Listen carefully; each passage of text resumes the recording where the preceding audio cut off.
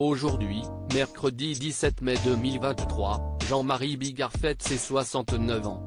Un moment important qu'il passera sans aucun doute avec toute sa famille, ou presque.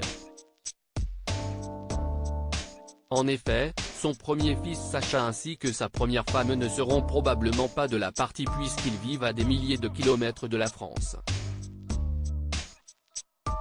On le sait aujourd'hui en couple avec Lola Marois, ils se sont mariés en juin 2011, et papa de deux beaux enfants, des jumeaux prénommés Jules et Bella, nés en novembre 2012, Jean-Marie Bigard a eu un premier fils, baptisé Sacha, avec sa toute première femme, Claudia. Aujourd'hui séparés, l'humoriste et son ex-épouse ne se voient presque plus et pour cause, étant d'origine brésilienne, cette dernière est retournée vivre dans son pays, emmenant leur fils dans ses bagages.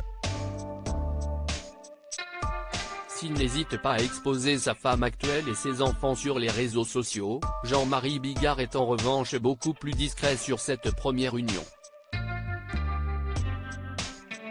On sait que lui et Claudia se sont rencontrés en 1990, alors qu'elle était danseuse dans la troupe du Paradis Latin, à Paris. En un rien de temps, la magie opère et les tourtereaux se marient l'année suivante. Rapidement, ils essaient d'avoir un enfant, en vain.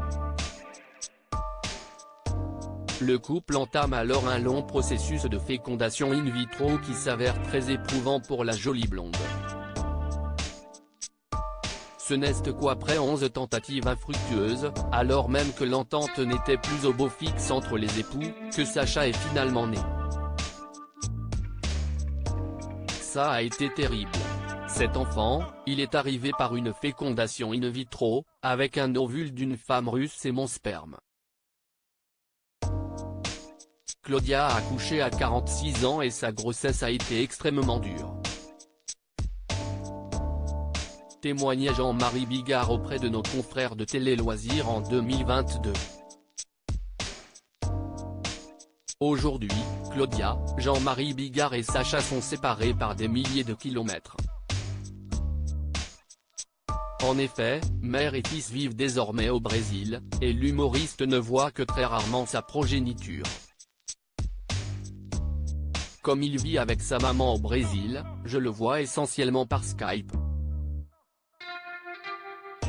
Avouait-il dans les colonnes de Voici en mai 2017.